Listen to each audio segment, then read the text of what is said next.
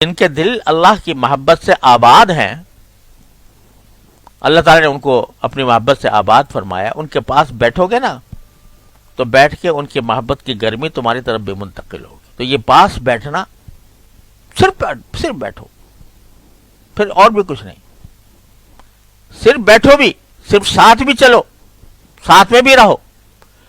تو یہ صحبت کی نتیجے میں ان کے دل میں جو گرمی ہے وہ تمہاری طرف بھی آتی جائے گی.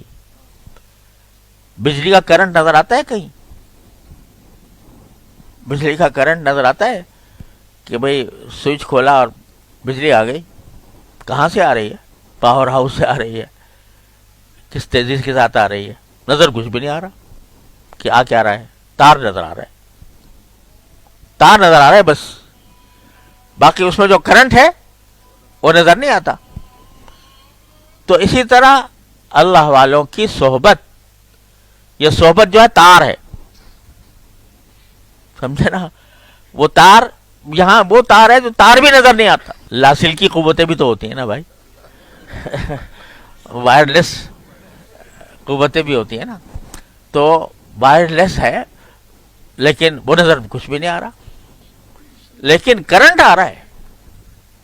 حضرت ابو ہریرہ رضی اللہ عنہ فرماتے ہیں کہ میں رسول کریم صلی اللہ علیہ وسلم کے ساتھ جا رہا تھا، نہ آپ مجھ سے بات کر رہے تھے، نہ میں آپ سے کر رہا تھا، مگر جا رہا ہوں ساتھ.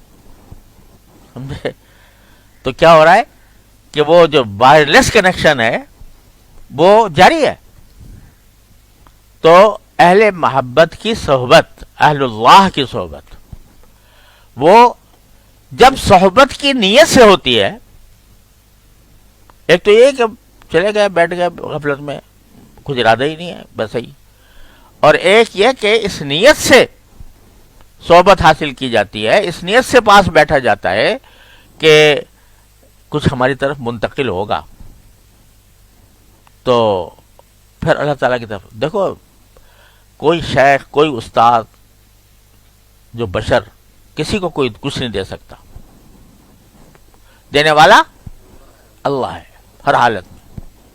لیکن اس نے کچھ، ہمارے حضرت فرمایا کرتے تھے، اس کی سنت یہ ہے کہ کسی واسطے سے دیتے ہیں، چاہے وہ شجرہ طور ہی کیوں نہ ہو، چاہے شجرہ طور ہی کیوں نہ ہو. آگ جلا کے بلایا پہلے، وہیں کہہ دیتے اللہ میاں، وہیں جہاں بی بی پاس تھی اور اس کو سردی بھی لگ رہی تھی، اور وہیں پر کہہ دیتے، آگ جلا دیتے کہ آ گئے ہم، آ جاؤ. مگر آگ جلائی پہلے، تھوڑی سی کوشش اور جد و جہد کرائی کہ وہاں نے ہم نہیں آئیں گے تمہارے پاس، آؤ ہمارے پاس. پھر تو وہاں بھی موجود، وہیں سے آواز دے دیتے. لیکن شجرہ طور کے پاس بلایا اور پھر کہا انی انا اللہ. تو حضرت فرماتے ہیں کہ اس واسطے اللہ تعالیٰ کی سنت یہ ہے کہ کسی واسطے سے دیتے ہیں، چاہے شجرہ طور ہی کیوں نہ ہو. تو یہ اس کی سنت ہے. دینے والے تو ہر حال میں وہی ہیں، کوئی شیخ، کوئی استاد، کوئی پیر، کوئی نہیں کچھ دے سکتا، وہی دیتے ہیں. لیکن سنت یہ ہے کہ کسی واسطے سے دیتے. تو اس واسطے جب بندہ اس طلب میں جائے گا کہ میں اس نیت سے جائے گا کہ ان کے پاس رہوں گا، تو ان کے پاس جو اللہ تعالیٰ نے ان کو کچھ عطا فرمایا ہوا ہے، تو وہ ان کی برکت سے اللہ تعالیٰ مجھے بھی ایک وائرلیس کنیکشن کے ذریعے مجھے دے گا، تو پھر عطا ہو جاتی. تو سب سے پہلی چیز جو ہے وہ صحبت ہے. اب نبی کریم سرورت عالم صلی اللہ علیہ وسلم کی صحبت تھی، انہوں نے صحابہ بنا دیے. صحابہ کی صحبت تھی، انہوں نے تابعین بنا دیے. تابعین کی صحبت تھی، تبع تابعین بنا دیے. اور پھر یہ سلسلہ چلتا رہا آخر تک. ٹھیک ہے، درجات میں فرق ہوتا ہے. لوگ کہتے ہیں جی آج کہاں جائیں، کوئی ملتا ہی نہیں، نظر ہی نہیں آتا، کس کے پاس جائیں؟ تو حضرت والد صاحب صلی اللہ تعالی وسلم فرمایا کرتے تھے کہ بھائی جس چیز کی طلب ہوتی ہے وہ مل ہی جاتا ہے. آٹا اصلی نہیں ملتا، نقلی ملتا ہے، تو آٹا کھانا چھوڑ دیا، بھس کھانا شروع کر دیا، سمجھے.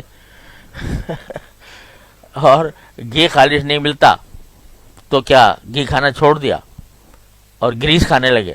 تو نقلی چیزیں مل رہی ہیں، لیکن پھر بھی جس کو طلب ہوتی ہے نکال لاتا ہے کہ فلاں دکان پہ گھی اچھا ملتا ہے، فلاں دکان پہ جو ہے وہ آٹا اچھا ملتا ہے، اور فلاں دکان پہ مٹھائی اچھی ملتی ہے. تلاش کرتا ہے کہ نہیں؟ اگر اس کو طلب ہوتی ہے اچھے کی تو اچھا مل بھی جاتا ہے. البتہ حضرت یہ فرماتے تھے کہ جو ہے یہ جب خیال آتا ہے کہ بھئی میں اپنی اصلاح کے لیے کسی کی طرف رجوع کروں تو معیار دماغ میں یہ ہے میں کتنے ہی گہرائی اس میں پستی میں ڈوبا ہوا ہوں، مگر شیخ مجھے جنید چاہیے. جنید بغدادی چاہیے، اور مجھے جو ہے وہ عبد القادر جیلانی چاہیے. تو حضرت والد صاحب رحمۃ اللہ علیہ فرمایا کہ ارے بھائی جیسے روح ویسے فرشتے.